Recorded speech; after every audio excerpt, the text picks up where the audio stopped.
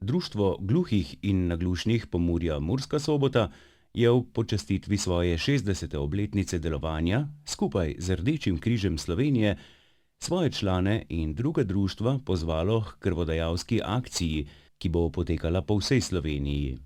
Gre za prvo tovrstno skupno akcijo, ki jo društvo organizira v okviru Mednarodnega tedna gluhih. Z veseljem smo se je udeležili tudi zaposleni na Zvezi društev gluhih in naglušnih Slovenije in sodelavci spletne TV. In seveda smo veseli, kajti to je za nas nova izkušnja, nova skupina, ki se pridružuje k nacionalnemu programu izvajanja krvodajalskih akcij, ki je seveda za našo Slovenijo izjemno pomemben.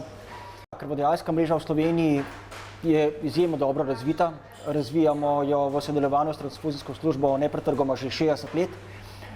Zakaj? Zato, ker zdravstvo narekuje potrebe po krvi oziroma pacienti, poškodovanci, in če ni prostovoljnega sistema organiziranja krvodajalskih akcij, potem ni varne, dobre preskrbe s krvjo. Krvodajalec je lahko vsaka polnoletna oseba, stara od 18. do 65. leta starosti, ki je na dan darovanja se dobro počuti in sicer tudi zdrava, brez težjih bolezni. Poleg osnovnih meril je potrebno imeti tudi zadostno težo in telesno višino, končna odločitev o darovanju pa je na strani zdravnika. Ob prihodu na Zavod za transfuzijsko medicino se najprej zglasimo pri informatorki in ji zaupamo osebne podatke. Prosimo jo za potrdilo za uveljavitev odsotnosti z dela.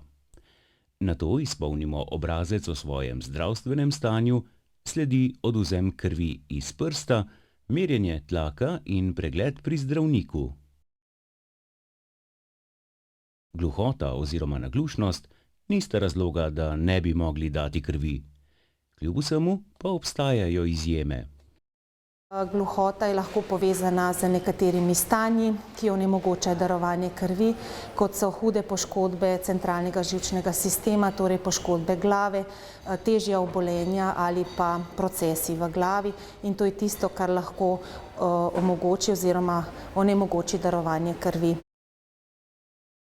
Po pregledu pri zdravniku, ki je odločil, ali lahko darujete kri ali ne, se napotite v odzemne prostore, kjer vas sprejme medicinsko osebje. Sam postopek odvzema traja od 5 do 7 minut. Odvzamejo nam 450 ml krvi. Vseskozi je zraven prisotno medicinsko osebje. Pri nekaterih krvodajalcih izredno redko so možni neželeni učinki dajanja krvi, kot je vrtoglavica, slabost, bruhanje, tudi izguba zavesti. Osebje bo spremljalo vaše počutje tako med odvzemom, kot tudi po odvzemu. Skupna krvodajalska akcija na pobudo Društva gluhih in naglušnih Pomurja Murska Sobota bo trajala do 2. septembra. Vsi, ki se boste akcije udeležili, dobite tudi majico.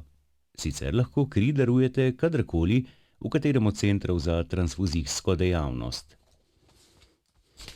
Glede na to, da sem tudi sam krvodajalec in naglušen že od rojstva, pozdravljam to pobudo.